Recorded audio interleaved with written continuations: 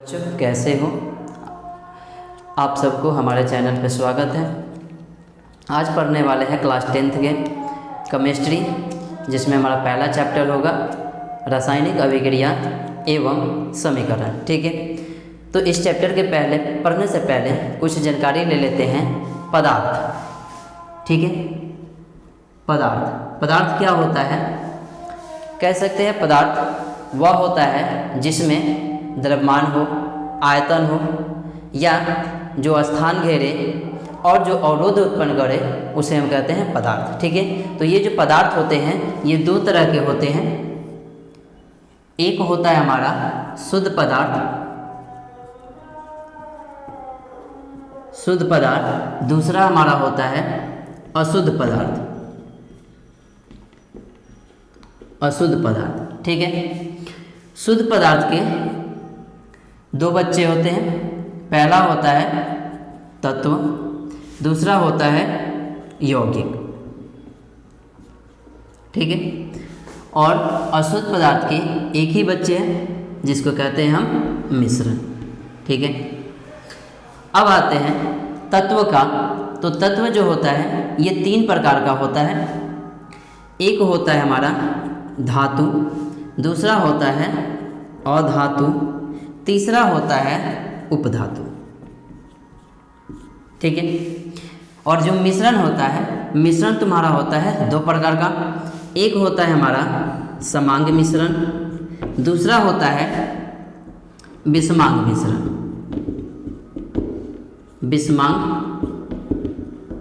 मिश्रण। ठीक है, ये हमारा समांग मिश्रण। ठीक है, तो तत्व हमारे कितने हो गए? धातु, अधातु और उपधातु। मिश्रण हमारा हो गया समांग मिश्रण, विषमांग मिश्रण।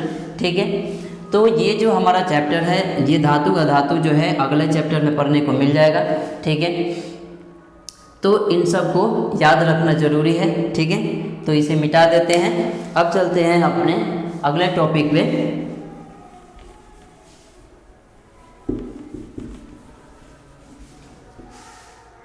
जो हमारा टॉपिक है वह है रासायनिक अभिक्रिया।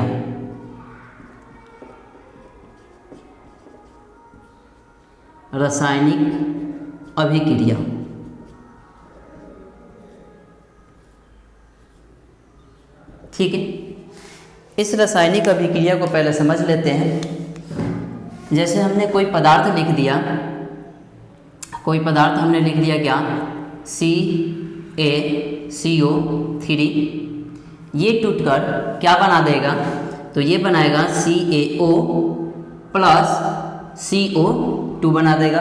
ठीक है, दूसरा हमने पदार्थ ले रहे हैं, दूसरा समीकरण ले रहे हैं हम, कार्बन प्लस ऑक्सीजन, ये जुड़कर क्या बना देता है? तो हमारा CO2 बना देता है। ठीक है, अब हम इससे परिभाषा लिखेंगे। ठीक है, कह सकते हैं कि जब कोई पदार्थ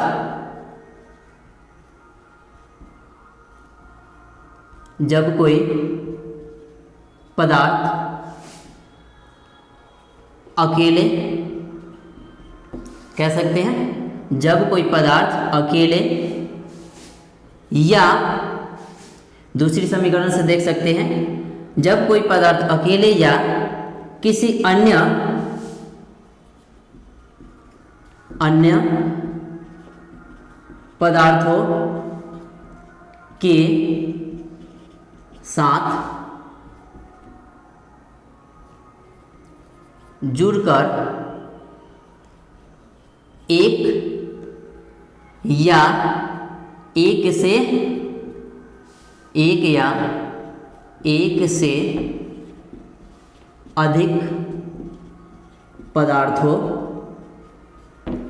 का निर्माण करता है, उसे रासायनिक अभिक्रिया कहते हैं। ठीक है, हमने क्या निकाला? इस दो समीकरण से रासायनिक अभिक्रिया की परिभाषा लिख दी। हमने क्या बताया? ये बताया कि ये कोई पदार्थ है जो क्या है, अकेले है। लिख दिया कि जब कोई पदार्थ अकेले या अन्य पदार्थों के साथ जुड़कर एक से अधिक पदार्थों का निर्माण करता है तो उसे हम क्या कहते हैं, रासायनिक अभिक्रिया कहते हैं। ठीक है, ये बात समझ में आ गई। अब आते हैं हम कि इस रासायनिक अभिक्रिया की विशेषताएं होती है। ठीक है, तो इसकी विशेषताएं देख लेते हैं। हमारा अगला टॉपिक होगा रासायनिक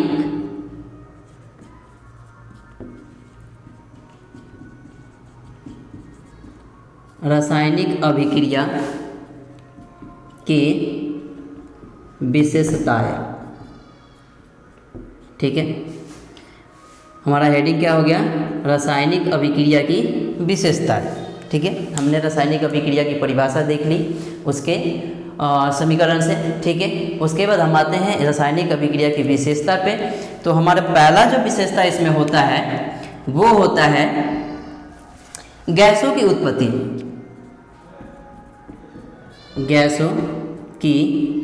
उत्पत्ति। ठीक है, पहला जो विशेषता होता है वो क्या होता है, गैसों की उत्पत्ति।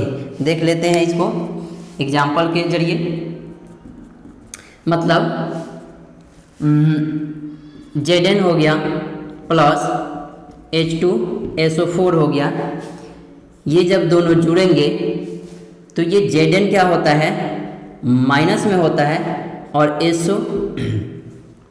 Zn प्लस में होता है, SO4 क्या होता है, माइनस में होता है। जब माइनस प्लस एक साथ मिलते हैं तब जब जुड़ के एक यौगिक का निर्माण करते हैं। जैसे Zn तुम्हारा कहाँ जुड़ेगा, इसके साथ जुड़ेगा, और ये हमारा प्लस है, ये बाहर निकल जाएगा, यानी कि ये हमारा क्या हो जाएगा, ZnSO4 बना देगा। उसके बाद हाइड्रोजन जो होगा H2 गैस के रूप में बाहर निकल जाएगा। तो किसी भी रासायनिक अभिक्रिया में पहला काम क्या होता है, गैसों की उत्पत्ति होती है। ठीक है, दूसरी बात की जाए तो दूसरा हमारा विशेषताएं होती है वो होती है अवक्षेप का बनना। ठीक है, मतलब कि जब दो पदार्थ एक साथ जुड़कर नए पदार्थ बनाते हैं तो एक विलयन बनता है, और उस विलयन से कोई ठोस रूप में प्राप्त होता है तो उसे हम क्या कहते हैं, अवक्षेप कहते हैं। ठीक है, तीसरा हमारा होता है रंग परिवर्तन। ठीक है, रंग परिवर्तन कैसे होता है, मान लीजिए ए कोई रंग है, मान लीजिए ये रंग हो गया पीला, प्लस बी कोई रंग है जो सफ़ेद है। ठीक है, तो ये किसका निर्माण कर रहा है, तो सी का कर रहा है। ठीक है, सी जो है क्या बना गया हमारा, तो ये काला बन गया। ठीक है, तो क्या हो गया, हमारा ए कोई पीला पदार्थ है, बी कोई पीला पदार्थ है जो सफ़ेद रंग का है। तो इन दोनों रंग को एक साथ मिलाए तो हमें नया पदार्थ क्या प्राप्त हो गया, काला प्राप्त हो गया। यानी कि इस रासायनिक अभिक्रिया की विशेषताओं में हमारा क्या होता है, रंग भी परिवर्तन होता है। ठीक है, चौथे की बात की जाए वो होता है तापमान कैसे होता है, अब देख लेते हैं। यहाँ पे मान लीजिए कोई ए पदार्थ है प्लस कोई बी पदार्थ है। ठीक है, ये एक साथ जुड़ेंगे, सी पदार्थ का निर्माण करेंगे, और उसके साथ ऊष्मा भी बाहर निकलेगा। ठीक है, यानी कि तापमान बढ़ जाएगी। जब तापमान बढ़ जाएगी यानी कि इस अभिक्रिया की तापमान क्या हो गई, बढ़ गई, यानी कि इसे हम क्या कहते हैं, ऊष्माक्षेपी कहते हैं। इसे हम कौन सी अभिक्रिया कहते हैं, तो ऊष्माक्षेपी अभिक्रिया कहते हैं। ठीक है, दूसरा देख ली जाए एग्जाम्पल, मान लो कोई ए पदार्थ है, बी पदार्थ है, अभिक्रिया मान लो ये कोई पदार्थ है, इसमें हमने क्या कर दिया, ऊष्मा लगा दिया, तो इसका टेम्परेचर क्या होगा, कम हो जाएगा सी पदार्थ का। इसका मतलब ये हो गया कि ये कैसी अभिक्रिया है, तो ऊष्मा शोषी अभिक्रिया है, ऊष्मा शोषी अभिक्रिया है। ठीक है, बात समझ में आई। अब आते हैं पांचवा जो होता है वो होता है अवस्था में परिवर्तन। अवस्था में परिवर्तन। अवस्था में परिवर्तन, अवस्था में कैसे परिवर्तन है तो देख लेते हैं। मान लीजिए कोई ए पदार्थ है जो ठोस है, ठीक है, प्लस बी कोई पदार्थ है ये भी ठोस है, ठीक है। तो इससे जो प्राप्त हुआ वो हमारा सी प्राप्त हुआ पदार्थ जो क्या है, गैस प्राप्त हुआ, ठीक है। सी पदार्थ प्राप्त हुआ जो क्या प्राप्त हो गया, गैस प्राप्त हो गया। यानी कि हम कह सकते हैं अवस्थाएं कितनी होती है, 3 होती है, ठोस, द्रव और गैस की होती है, ठीक है।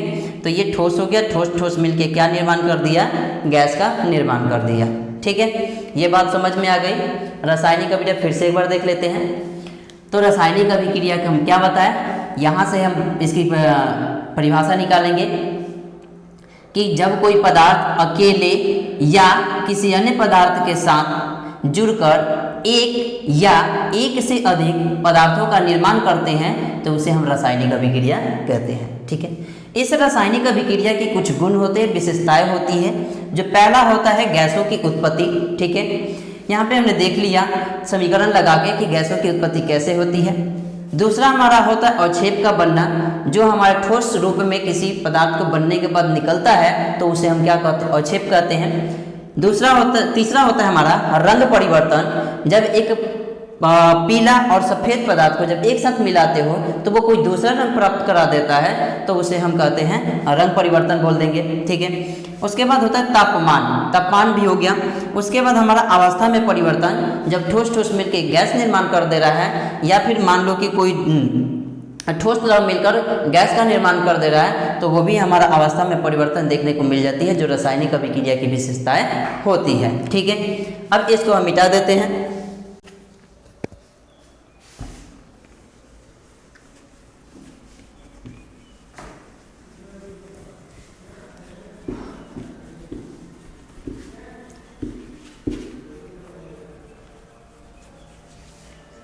अब जो हमारा अगला टॉपिक होगा वो होगा रासायनिक समीकरण।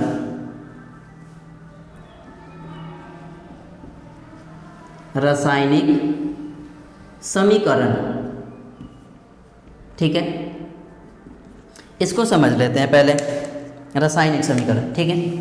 हमने यहाँ पे लिख दिया हाइड्रोजन, हाइड्रोजन प्लस ऑक्सीजन, ठीक है। इन दोनों को मिलने के बाद क्या बनेगा, जल बनेगा, ठीक है। इतना बात समझ में आई। अब हम इसको संकेत में जब लिखते हैं तो इस हाइड्रोजन को हम क्या लिखते हैं, H2 फॉर्म में लिखते हैं, ठीक है। ऑक्सीजन को हम क्या लिखते हैं, O2 फॉर्म में लिखते हैं। अब ये दोनों अभिक्रिया हुई तो क्या बना, जल, यानी कि इसका H2O, ठीक है। समझ में आ गई। मतलब क्या कर सकते हैं कि हमने इतना बड़ा इसकी अभिक्रिया लिखी जिसको हम संकेत के द्वारा क्या कर दिए, उसे छोटा कर दिए, ठीक है। तो उसकी हम परिभाषा क्या लिखेंगे कि अभिक्रिया में भाग लेने वाले, इसकी हम परिभाषा लिखेंगे अभिक्रिया में भाग लेने वाले, अभिक्रिया में भाग लेने वाले तत्वों के संकेतों एवं सूत्रों का संक्षिप्त निरूपण क्या कहलाता है, रासायनिक समीकरण कहलाता है।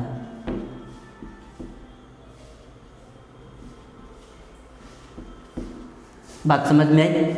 हमने क्या किया कि इतना बड़ा हमने लिखा हुआ हिंदी में, ठीक है। इसके संकेत के द्वारा हमने क्या कर दिया, ये पूरा छोटा बना दिया, ठीक है। तो उसी को हम क्या कहेंगे, रासायनिक समीकरण कहेंगे। यानी कि अभिक्रिया में भाग लेने वाले तत्वों के संकेतों एवं सूत्रों का संक्षिप्त निरूपण यानी कि छोटा कर देना हमारा क्या कहलाएगा,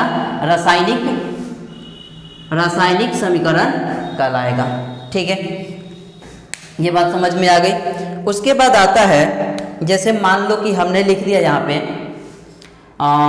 C+O2, ठीक है, तो ये क्या बनेगा, CO2 बनेगा। ठीक है, CO2 बनेगा, यानी कि इस तीर के बाईं तरफ को हम क्या कहते हैं, अभिकारक कहते हैं। तीर के बाईं तरफ को हम क्या कहते हैं, अभिकारक कहते हैं, और दाईं तरफ को हम क्या कहते हैं, उत्पाद कहते हैं। उत्पाद कहते हैं या इसको हम प्रतिफल कहते हैं। ठीक है, इसका भी हम परिभाषा लिख देते हैं कि हमारा टॉपिक हो गया अभिकारक किसे कहते हैं। इसके लिए हो जाएगा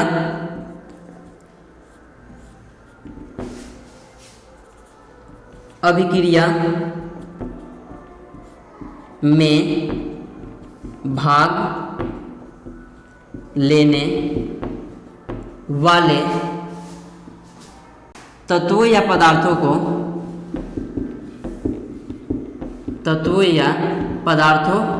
को अभिकारक कहते हैं। अभिकारक कहते हैं। इसका मतलब समझ में आया कि ये हमारी अभिकारक है। तो कहा गया है कि अभिक्रिया में, ये टोटल क्या होती है, अभिक्रिया होती है। तो अभिक्रिया में भाग लेने वाले तत्वों या पदार्थों को, एक से अधिक भी हो सकता है, ठीक है, पदार्थों को क्या कहते हैं, हम अभिकारक कहते हैं। ठीक है, अब आता है हमारा प्रतिफल। प्रतिफल, तो प्रतिफल किसे कहते हैं, तो लिखेंगे अभिक्रिया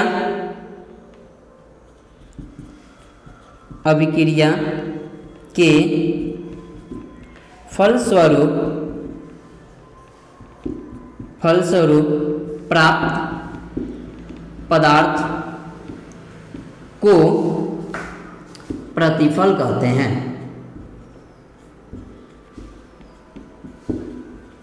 ठीक है, मतलब क्या हुआ कि जो रासायनिक अभिक्रिया में भाग लेता है उसे अभिकारक कहते हैं, जो हमारे तीर के बाईं तरफ होता है। दूसरा हमारा प्रतिफल, जो अभिक्रिया के फलस्वरूप, अभिक्रिया होने के बाद कोई पदार्थ बन गया, जैसे ये देखो तत्व और ऑक्सीजन बन के हमारा क्या बना दिया, कार्बन डाइऑक्साइड बना दिया। ठीक है, तो ये हमारा एक क्या हो गया, पदार्थ बन गया। ठीक है, तो ये हमारे इन दोनों को जोड़ने से एक पदार्थ का निर्माण हुआ। तो इसीलिए कहेंगे कि अभिक्रिया के फलस्वरूप प्राप्त पदार्थ को हम क्या कहते हैं, प्रतिफल कहते हैं। ठीक है, अब आता है हमारा अगला टॉपिक जो आता है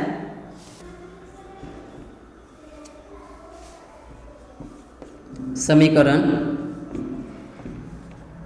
लिखने के नियम। ठीक है, हेडिंग हो गया। मतलब इसको समझ लेते हैं कि इसको लिखा कैसे जाता है। ठीक है, मान लो जो हमारा अभिकारक होता है वो दाईं तरफ लिखी जाती है, प्रतिफल जो होती है हमेशा बाईं तरफ लिखी जाती है। पहला लिखने का नियम, अभिकारक को हमेशा दाईं तरफ लिखते हैं, प्रतिफल को हमेशा बाईं तरफ लिखते हैं। ठीक है, दूसरा हो गया कि अगर हमारा अभिकारक 2 से अधिक हो तो उसमें प्लस का चिन्ह लगाएंगे। अगर हमारा अभिकारक 2 से 1 से अधिक हो तो हम क्या लगाएंगे, प्लस का चिन्ह लगाएंगे। अगर हमारा प्रतिफल 1 से अधिक है तो हम उसमें भी क्या करेंगे, प्लस का चिन्ह लगाएंगे। पांचवा जो होगा हमारा होगा प्रतिफल और अभिकारक के बीच हम क्या देंगे, तीर चिन्ह का प्रयोग करेंगे। ठीक है, फिर से सुन लो। अभिकारक को यहाँ पर लिख देते हैं, अभिकारक को हमेशा बाईं तरफ लिखते हैं, प्रतिफल को हमेशा किधर लिखते हैं, दाएं तरफ लिखते हैं।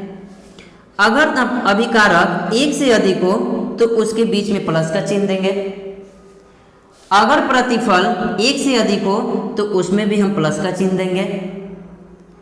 और प्रतिफल और अभिकारक के बीच हम दोनों के बीच क्या करेंगे, तीर का चिन्ह लगाएंगे। ठीक है, इन सारी बातों को हम ऊपर लिख देते हैं।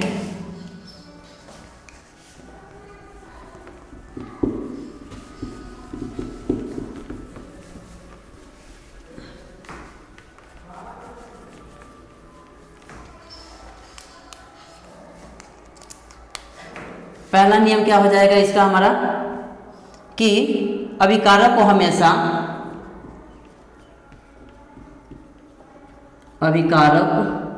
को हमेशा बाएं तरफ लिखेंगे।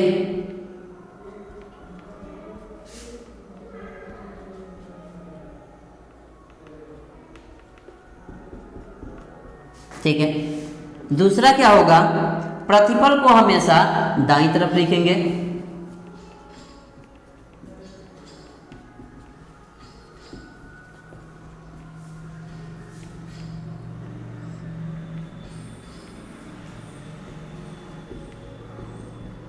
ठीक है, तीसरा होगा, अगर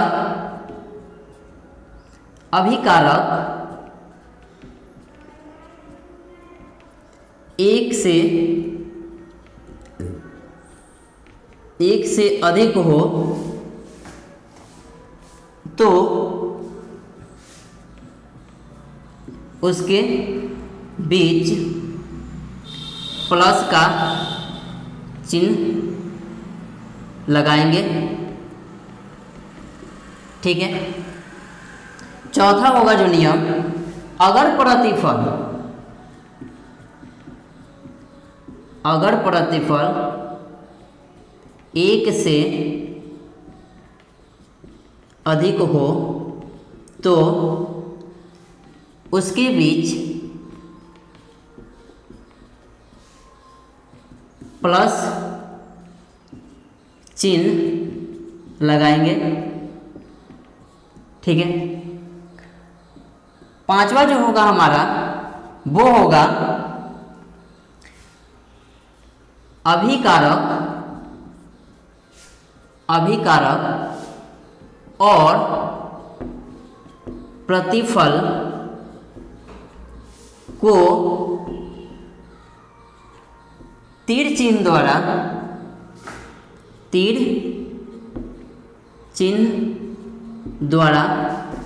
दर्शाएंगे।